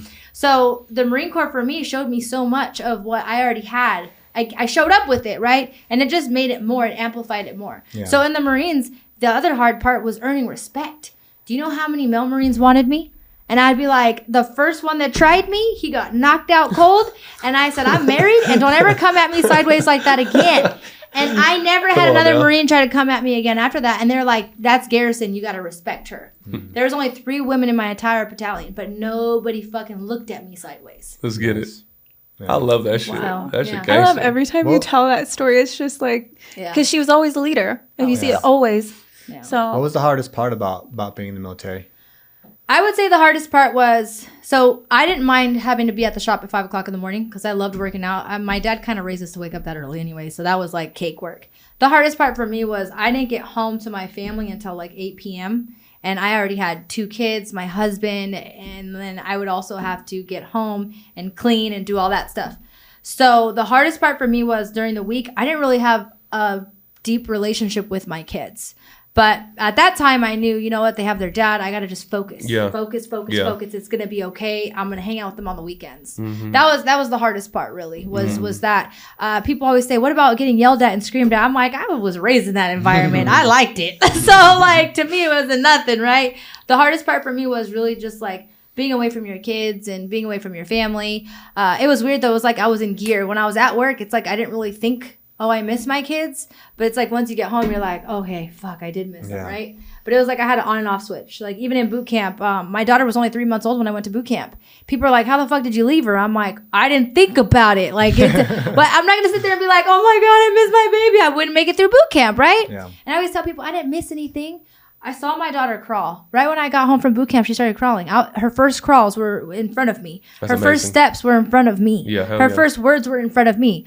I just missed all the crying and the bullshit. Right? But to be honest, that's I'll always say that that's the hardest part as a mom is being away. Yeah.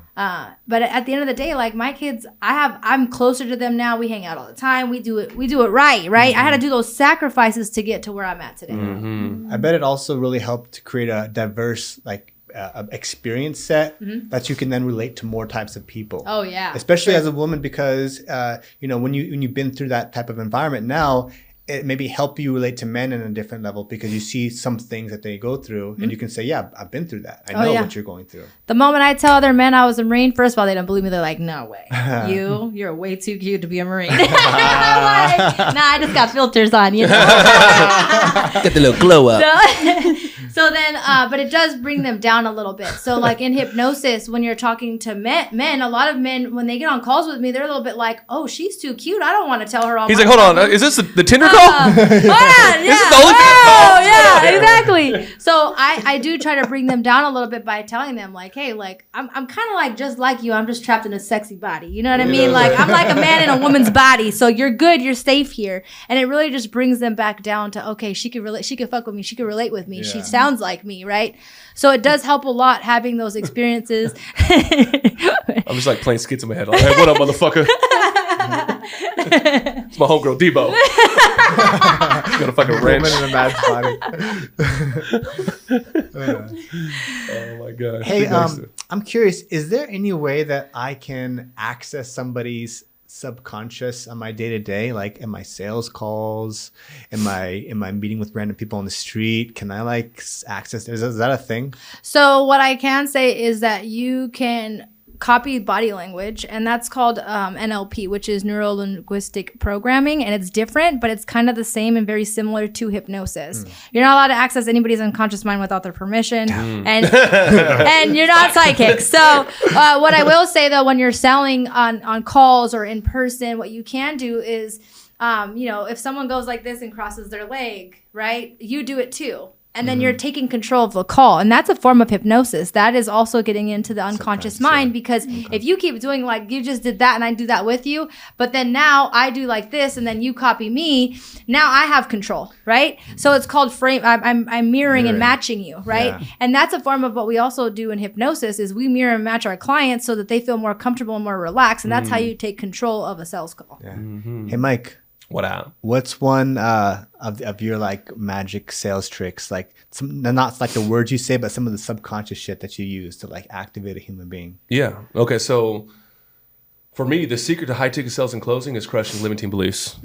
Okay. Crushing limiting beliefs and guided communication. So I'll go like this. I'll be like, yo, Alistair, you want to get your stuff to the next, right? Yes. Okay, cool, man. And then you want to launch your podcast and actually get big clientele and actually like bring in more money? Yes. Okay, good. Let me ask you a question. Why do you think some people have a podcast and some people blow up and some people don't? Why do you think that is? I think some people are dedicated. Some people have they know how to operate. They know the blueprint to get to bigger and better things. I gotcha. So let me ask you a question. Do you think that if you had like a bigger pool of guests and you had bigger guests with bigger influence and big following, do you think that could help you? Yeah, 100%. Okay, cool. Just checking. And then you said you wanted to make 6 figures on your first year? Yes. Okay, cool. Okay. So I have a big pool of guests and I can actually help you get more viewers. And I know I can actually help you get 6 figures on your first podcast this coming year. Let me ask you a question. If I could show you how to do that and we worked out something that made sense without taking advantage of the situation, would you be open to see how we can work? Yeah, I'd be open to that. Okay, cool. So what I do is, the more more yeses you get, the more likelihood you get to a close. The more no's, the less likelihood. You got a single dude. Hey, want to go eat food? Nope. Want to go to the beach? Nope. Want to Netflix and chill? Nope. We need the opposite. We need the yeses. So what I'm doing is I'm just, without fucking, doing bullshit on people, I'm just getting people to say yes. It's like there's like me here, the prospect's next to me, and there's like another mic way out ahead, like 2-3 miles. And this dude here is just dropping like little fucking pieces of cheese and getting that yes agreement. And then in lieu of all this, breaking limited beliefs. It's I could talk to you about that forever, bro. I love that. That's also another form of how we use hypnosis though too, right? Is you're getting them in the yes state, the positive, the peak state, because now they're starting to see possibilities like, wow, this guy can get me to do X, Y, and Z. Holy shit, I'm in, right? And like just I always tell people, so if you're shaking your head with a client, they shake their head with you. So here's a true story about him. You walked in the facility before I met you, right? Yes. Okay, good. So Stephen Bill was like, hey man, Mike, I got a perfect guy for you to meet. Yeah. Okay, you walked in and I'm sitting in the back room. No one could talk to me. And I like looked. I was like, oh, that's him, huh? Okay. And I came back. Okay. So I know you went there and I know nothing happened. Like they didn't sign you up or whatever, right? So when I was here as a guest, I'm like, yo, bro, listen, if you want to be a multimillionaire, the most important thing you can invest into is yourself. Yeah. It's not real estate. It's not crypto. It's not fucking the stock market. It's you. For example, a year and a half ago, I gave Russell Brunson 150. You're like, what? I've never done nothing like that. I was like, bro, I gave Myron last year 50. I was already pre-framing. Yeah. To what? To take this like idea, this concept, and put it in your head that, fuck, if I need to get to the next, I need to invest in myself. Yeah. Podcast is over. You're not even thinking about it. You're like, fuck, I need to. Well, there's two things. I went home and told my wife. In fact, there was 2 things. One is that this motherfucker is a multimillionaire, and he doesn't have it figured out. He knows that there's levels to the game. And so the level that I'm at, and there's a level that somebody else already has achieved. So let me go get that information. He's not like, his ego isn't too big to where he's like, I know it all. I have the information. I'm going to go watch YouTube videos. Like, no, he's like, no, I understand that there's levels to this game and there's information that I can acquire. That was one. I was like, this motherfucker. The second thing was that when he told me the story of Shaq and about how he invested in one of his coaching programs when he already was doing $250,000 a month. A month. And then he said he sought out a coaching program. I'm like, who the fuck seeks out a coaching program when you're making your business is doing $250K a month? Who does that?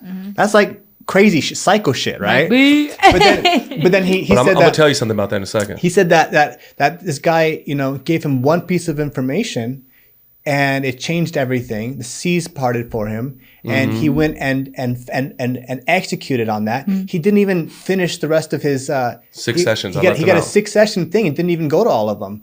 So the thing, and I was just like, damn, that's nuts. First of all, it's like all the best top athletes, all the best top performers in the world, they all have coaches. And me, my like normal average ass, Don't say that. I'm saying like as far as like what I've accomplished so far, I think I'm too good to get to work with a mentor, to work one-on-one with somebody that's already achieved what I want to achieve. Yeah. No, I need to go get that information. I need to work with these people. I need to get in the room. Get in the room, baby. And so that started like spinning in my mind. I spoke to my wife about it, and I was like, I gotta do this. Hell yeah. Let me piggyback on that real quick. Yeah.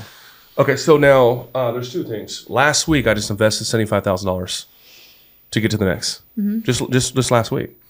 I'm not worried about $75,000. That ain't shit. I'm thinking, who can I touch? Who can I influence? Who I can impact? And how I can take $75,000 and turn that into fucking $75 million. Just invested already. ACH. Boom. Done. So just kind of flip it real quick. Someone asked this of me recently. Casey just asked me. Casey's like my longtime closer, big hitter. He's done over 20 million on the internet. And he asked me this. He's like, Mike, how do you fucking keep going, bro? Like, you already printing money damn near. Like, how the fuck are you up at 5 a.m.? How the hell are you doing these 12, 13 hours, 14 hours? And you got kids at the house. Kendra Cathy asked me that a year and a half ago. How you do the same shit? So I just wanted to touch on this, man. So there's a goal and then there's a purpose. So where we fucked up, where my company's fucked up, Trey Toner, where you fucked up, and I told him this, as he's been feeding goals to our team. We lost 5 people in the last 2 months. Collectively, those 5 guys bring in almost $1 million. Some of those guys have been with me 3 years, and we just lost them. But we're still killing the game. We got better people now. Okay, Nick Legend, Casey Cox. These 5 people bounced. And I'm going to say it's my fault. Where we failed these kids is we've been selling them a fucking goal. Hey, man, if you keep going, bro, you're going to get a Rolex. Hey, bro, if you keep going, you're going to get designer clothes. Hey, bro, if you keep going, you're going to get a freaking, Skyrise. Hey, bro, if you keep going, these are like mostly guys, you're going to get a pretty girlfriend. Most of those motherfuckers got all that. You've seen some of the guys on my team. I'm not going to say their name. They got the Gucci on. They got the Versace on. They got the fucking nice cars. They live in a Skyrise. They got the little wrist piece now. But what a goal is not enough, bro. It's not enough. Like, dude, I got the fucking Rolex. Why the hell am I still working 12 hours? I already got it. What is superior to the goal is the purpose. It's the why. Yeah. So like it leads into, oh damn, Mike's already doing a quarter. How did he go get out coach? Oh, Mike's already, doing $1 million a month. Why did he give Russell Brunson money? Dog, I haven't done shit. I'm selfish right now with my fucking cars and my fucking business and my life. I'm selfish, bro. My purpose, however, everything I'm done is goals. Have the real estate, it's goals. It's fucking goals. But what I'm talking about is purpose. My purpose, I got 2 big purposes. One is to help those often left behind. Like I got that shit, in my veins. To help those often left behind. The single mom, the little bro with the background that's going to Mesa College on the bus, the woman that's fucking working at Walmart, but she goes to school at night to become a nurse. That's who I serve. That's my purpose. That's one of my purposes. My second purpose is to free my family and my people. Free, financial freedom. Like my unborn great-great-great-grandkids are set up and situated forever based on what we create in this lifetime, right? So why did I tell you that big-ass story? I'm saying that because you think I'm not going to feel it? You think I'm going to get tired? You think I'm going to quit? You think I'm going to be like, oh, man, I already made $1 million. I'm good. I ain't done shit. So it's my purpose that drives me. That's why there ain't no, I'm not feeling it today, or ain't no, I'm kind of stressed out. That don't even fucking register for me. Yeah. I just got to get up, get after it, go get it, kill it, and bring it back to the fucking crib. Amen. And that's what I'm on. So, I'm working with my clients, right? And I do my coaching calls and stuff, and they're tiring. Like they take energy out of you. Yeah, they right? do. And so after like a couple, 2 or 3 energy calls, coaching calls, I'm Call like, us. damn, I'm kind of like like, hey drained. man, sniff this right here. But then I remember, like, and this is how important proximity is, and being in a positive environment, is that I know that it's possible because I see it. Yeah. I watch it being done by another human being that has this exact same amount of hours that I have in the day, that has more responsibilities. And I'm like, oh, of course I can do it. I just got to keep going. Yep. Yeah. I say the same thing with a lot of single moms that come to me. Well, I can't because I have this, I have Don't that. even And say I'm can't. like, Don't don't even- say the word I can't, sis. Like, let me show you the way, right? And then that's like where, for me, mentoring people and being able to do hypnosis on clients and getting people excited and motivated, it's so cool to see the transformational shift in their mind when it shifts. And they're like, holy shit, I can. Yeah. Yeah. Like, that's a bad word. My I love kids are that. not allowed to use that. Straight up, me too. right? Yeah. It's I can. Like, for Yeah. everything. Like, and if you don't know how, you're going to fucking get you a mentor that's going to show But you when you how. say that I can't, right? Yeah. Your mind stops looking for solutions. Stops. No, Yeah. But Shut it instead, down. 100%. but instead of saying I can't, you ask yourself, how can I? And all of a sudden, your mind goes into problem solving mode, and you try to think of ways. Well, maybe if I do, maybe I do. But when you say I can't, it stops. The problem solving stops, and the What if- train stops. You want to know a quick way to get rid of that? Yeah. Yeah, Okay. yeah, Anybody tell out me. there, if you are sitting with we're gonna call it an excuse, okay? Okay. I can't because, right now, we'll go down the negative path, right? Okay. If you had a gun to your head Yeah. and your life was on the line, could you? Would you Yes. figure it out by all Oh, means hell- possible? Yeah, Yes, you absolutely. would. Let's change that to, okay, that excuse. Where does that excuse go when they say, well, hey, if you get this figured out, this problem, if you figure it out, maybe by the end of the month, whatever it is, right? Make it reasonable. But if you figure it out by the end of the month, I'll give you $10 million. Can you figure it out now? Yeah. Yeah. Ask yourself that and say, okay, I've had a gun in my head. Could I figure this out? By any means necessary. Yes, because Yeah. your life's Yeah. on the line. So all those excuses move out of the way. The I can't becomes a I can, if, in the right circumstances, I can. So if I know I can, now I have no excuses. I don't even need the right circumstances. Let me just do. Yeah.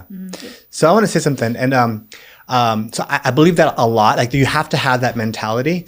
But one thing that like martial arts and like fighting has taught me is that sometimes it doesn't matter how bad you want it. If you don't know what to do, right? If you don't know if you The don't know technical the side. right way to do it, then I don't care if you see red and you get really mad and you get superhuman strength when you get, if I didn't train enough leading up to a fight, I'm going to lose that fight no matter how much I want it. Yeah. But you have to want it as like the baseline, your operating system. Yeah. And then on top of that, you need the right skills and information to make it happen. I think that ties into it. That's a perfect point to bring to it. You may not know the how, but you might know one step, and that one step may be like, oh, I need to call somebody Yeah. and figure out the skill set.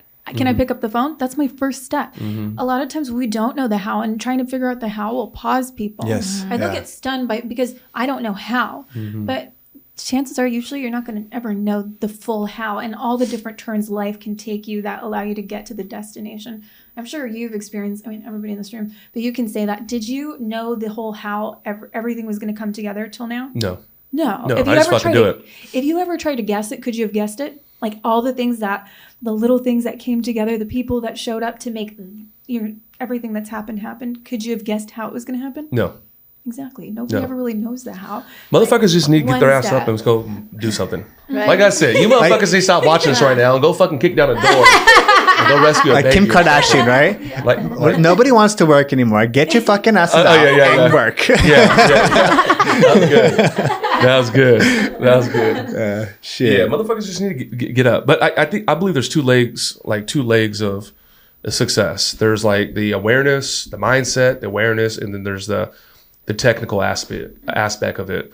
So like you can have this crazy mindset. If you don't know how to sell, you won't be able to sell. You can be this fucking super strong person. If you can't throw a football, you're not gonna be a quarterback. So there's two.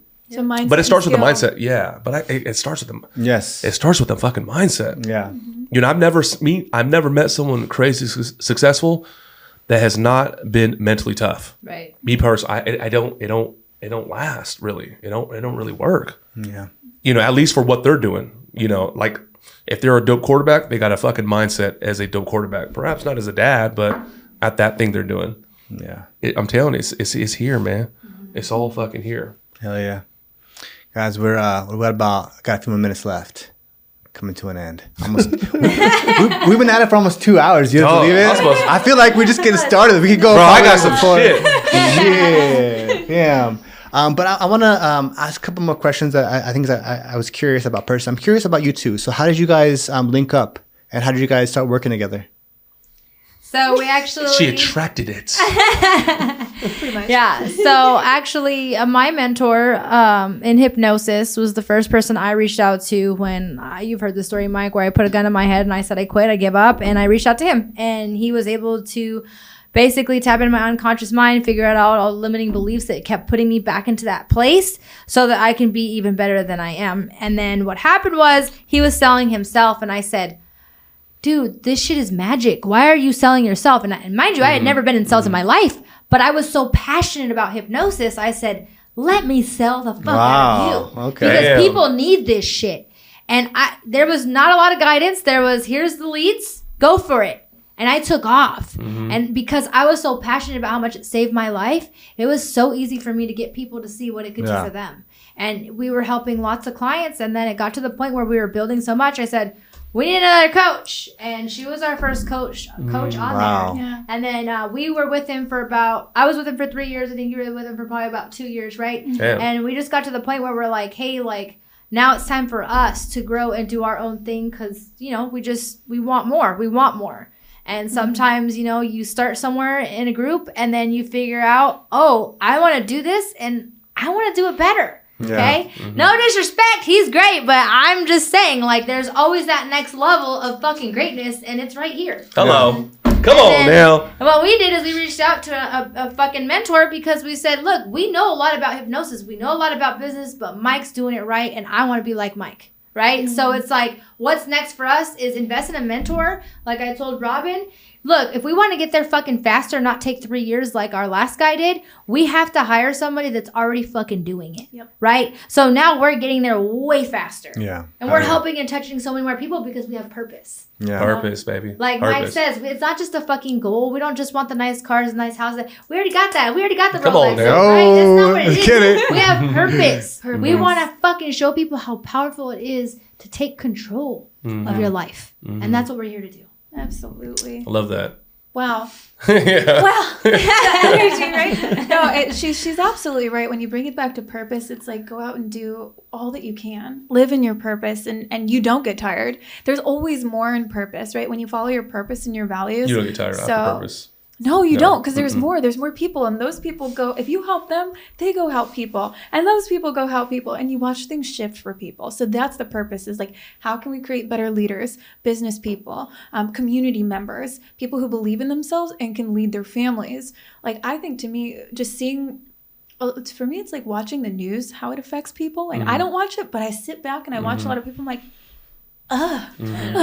No, we need to go in a different direction, because it's like you see a lot of people who are stuck in jobs they don't like, in lives they don't like, in relationships they don't like, and not only that, they'll repeat it again and again and again. So it's with this work, being exposed to it and just immersed in it and honestly obsessed with it at this point, seeing what it can do for people. I'm like, we got to get out there and share it, because that's purpose, and it never stops. There's so many people in this world. Like there's so much to go around. There's so many people to impact. There's so many modalities. We just happen to master hypnosis, and I love hypnosis. She loves hypnosis. So that's what we know how to go and help with. Yeah. Hey. I love this dynamic too, because you guys, I mean, I feel like you guys are like yin and yang, right? You have the two of you guys complete each other. You know, because you have like different types of energies as well. You know, like extrovert, introvert. I'm like saying it 5 different ways, and it's gonna be like, okay, fine, I'll say it. Yeah. Yeah, but you guys, but you know, you need that in a partner, just someone that can complement the things that you don't have, and you guys are like the power team, and you guys are gonna conquer the world. Yeah. Thank Yeah, you. and I can't wait to watch what you guys do. This is beautiful. Yeah. Beautiful stuff. Yeah. Here to crush it. Thank you. Yeah, absolutely. Yo, this has been an Guys, amazing podcast. Y'all give it a round. Give it up. Thanks for having us, Alice. Oh, yeah, baby. The A-Lister show. Great fucking energy. Thank you guys so much for coming on. Mike, got anything else you want to drop to the audience? Listen, I'm still looking for a job after all this shit. So if you got a good opportunity, follow me at the Mike Barron 1 on Instagram. Holla at your boy. Yeah. I see How motherfuckers can at we the keep in top. touch with you guys? Yeah, for sure. If you guys want to hear more about our journey, more about hypnosis, more about how to get your mind right, you can follow us at Flow State Hypnosis, or there's also Coach K. Flow State Hypnosis, or Robin.flowstatehypnosis on Instagram.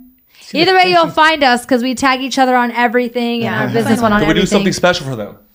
Give them like a free little. Yes, absolutely. So if you go through this podcast and you're listening and you're a listener right now on this podcast, and you go in through our on our Instagram, it'll actually say where to click our link. Schedule a call with us, and we will give you a free hypnosis session. Hypnosis session to figure out what your limiting beliefs are. And you have to shout out Alistair. If you don't shout out Alistair, I ain't going to give you the free session, okay? So make sure you say that. And if you can't find the link, you can DM us, and we'll show you where the link is. We'll send it over to you.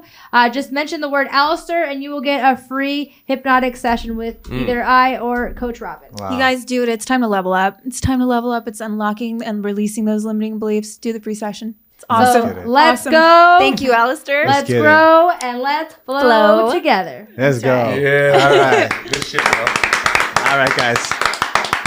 This has been the A-Lister Show. Amazing experience. Amazing episode. Make sure you subscribe. We got lots more coming. Until next time. Yeah. Woo! Peace.